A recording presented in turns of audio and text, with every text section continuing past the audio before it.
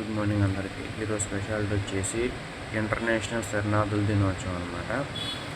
It means ఇప్పుడు మనం చూసే ఉంటాం, మన ఇండియాలోకే చాలామంది బంగ్లాదేశ్ శరణార్థులు కావచ్చు, లేదంటే రకరకాల ఏరియాస్ నుంచి శరణార్థులు, మయన్మార్ వాళ్ళు కావచ్చు, బర్మా వాళ్ళు కావచ్చు, ఇట్లా శరణార్థులు వచ్చారు.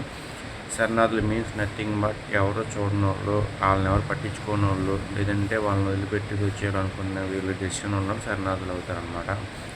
ఇంతకుముందు రాజుల కాలం మనం చూసే ఉంటాం, శరణ్ కోరు వచ్చారంటారు. అంటే ఇట్ మీన్స్ ఇప్పుడు వాళ్ళతో యుద్ధం చేసేది వేరు, శరణ్ కోరు రావడం వేరు అనమాట. అంటే బాబు నువ్వే నాకు దిక్కు దయ్యారు బాబు, నేను నీకు యుద్ధం చేయను అన్నట్టు వస్తారనమాట. అట్లా వీళ్ళు కూడా వాళ్ళకి ఇల్లు ఉండవు, లేదంటే వాళ్ళు చూసి కొన్ని దిక్కు ఉండదు, సో అందుకని వస్తారనమాట. అలాంటి వాళ్ళకి కొంచెం రెస్పెక్ట్ ఇచ్చి అండ్ కొంచెం మీకు తోచిన షెల్టర్ ఇవ్వాలి. మీకు నచ్చితే షెల్టర్ ఇవ్వాలి, లేకపోతే అది మీ ఇష్టం. సో ప్రపంచ శరణార్థుల దినోత్సవం మీన్స్ నథింగ్ బట్ ఎవరైతే షెల్టర్ లేకుండా ఉంటారో, ఎవరైతే ఆదరణ లేకుండా ఉంటారో వాళ్ళకి ఇవ్వడం అనమాట. దట్ ఈజ్ మై శరణార్థులు. అండ్ రాజుల కాలం అయితే ఒక రాజు ఇంకో రాజుకి ఇచ్చేవాళ్ళు. అంటే శరణ్ కోరు వస్తే శత్రువుని చంపకూడదని రాజనీతి అనమాట. సో అలా ఇచ్చేవాళ్ళు.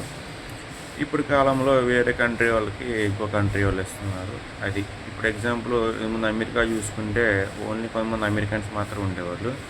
తర్వాత సౌత్ ఆఫ్రికా వాళ్ళు, సౌత్ అమెరికా వాళ్ళు, మన ఇండియన్స్, ఇట్లా శరణార్థులు అనమాట.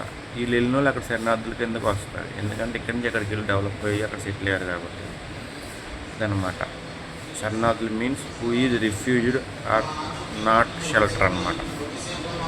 అండ్ నాట్ వాళ్ళకి ఏమీ తోడు ఉండడం లేని వాళ్ళు. సో అర్థం చేసుకుంటారని చెప్పి ఆశిస్తున్నాను. Thank you so much.